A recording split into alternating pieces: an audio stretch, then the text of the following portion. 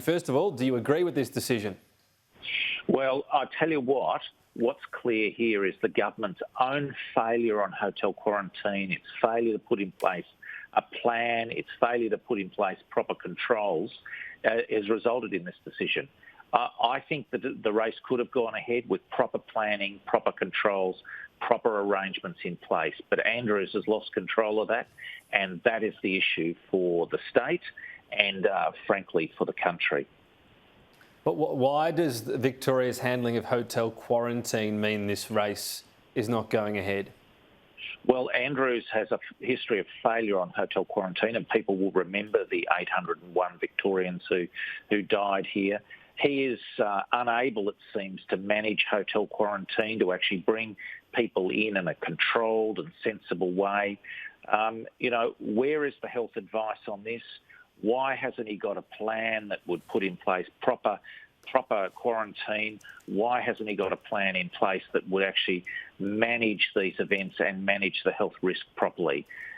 This is a disaster for Victoria. It's another body blow that is directly related to the government's failure to properly plan and put in place proper systems. Wasn't a big factor, though, this, that the teams didn't actually want to come to Australia and quarantine? They didn't want that 14 days. The packed schedule wouldn't allow it. Well, I think they needed to find some arrangement through this. They needed to find a way that could have dealt with this ahead of time, and that's where the government has failed. I mean, they really, no plan, right, but no way forward. But just to clarify, you said it was a hotel quarantine issue.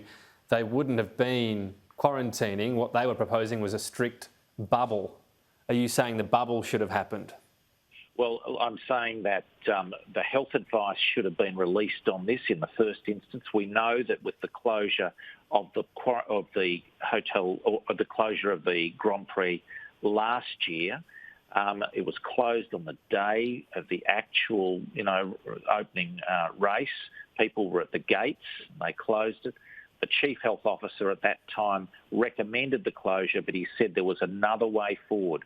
They could have actually managed it in a systematic way. So, I'm just saying very clearly here that if there'd been proper planning, proper arrangements in place over the longer haul, they could have got around a lot of these points. But let's just be clear about this. So the teams what we understand is the teams went to the government around a bubble. Quarantine wasn't an option. The calendar for the Grand Prix was too compressed. Are you saying a strict bubble should have been allowed by the Victorian government for F1 to go ahead? Well, this would have required the proper work to be done ahead of time and to see what could be done safely. We needed a plan that could possibly put this in place safely. I mean, the option that Brett Sutton put forward last year when he cancelled the Grand Prix, suddenly, he said that they actually could have put in place proper arrangements there. So, this is the difficulty. This is where our government in Victoria has not been able to properly plan. They've not been transparent about a lot of these matters. They won't release the health advice. They have no sort of proper way forward with better future planning, better rapid testing, better vaccination programs. All of those are part of the picture. But in this case... Vaccination programs being not the state government's fault, though, where we're at there, is it? Well, state governments have certainly got a role in vaccination, no question about that. Right, but the slow rollout so far has been supply. That's the federal government. You're not saying it's the Victorian state government's fault, are you? Well, state governments have had a role in vaccination and the lead role for 100 years, but leaving that aside, this is a joint responsibility. Right, but are you saying the Victorian government is particular in some sort of failure on the vaccine rollout? Well, I think that they could have got stuff moving earlier and they didn't get it moving as fast as they could have. Like what? Such as what? Well, indeed, earlier on there was a slowness in the Victorian rollout. There's no question of that. We could have got more people vaccinated earlier and there was a slowness in that early period of the rollout. Specifically? Well, specifically there was a slowness in the early period of the rollout. No, but what was slow? What should have been happening? Well, they could have actually got more jabs into people's arms at an early point. But how? What part was failing at that point on the state? Well, their actual rollout. There was vaccine supply early on, and they were slow in getting that rollout in that early period. Which part, though? What, more vaccination hubs? What are you saying? Well, there could have been done a number of different ways, and state governments have had a role, as I say, in getting vaccines out over many, many decades into the past. And in fact, that rollout wasn't fast in Victoria in those early periods. It is a joint responsibility, but state governments are not off the hook entirely on that.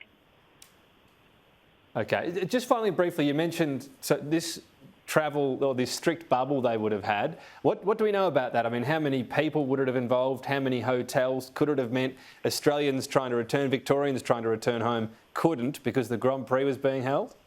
Well, this is where the state government needs to come clean on a lot of these things. They don't release the detailed health advice, and that's one of the criticisms we have of them over the broad front of their management of the pandemic. Would that mean you can't necessarily say this should have happened, just you want to know why it's not happening? Is that a better way to put it? We want to know why. We do know that last year, and documents show that the Chief Health Officer cancelled it on the day, but on that day he also said there was an alternate way forward at that point. So that's last year's Grand Prix.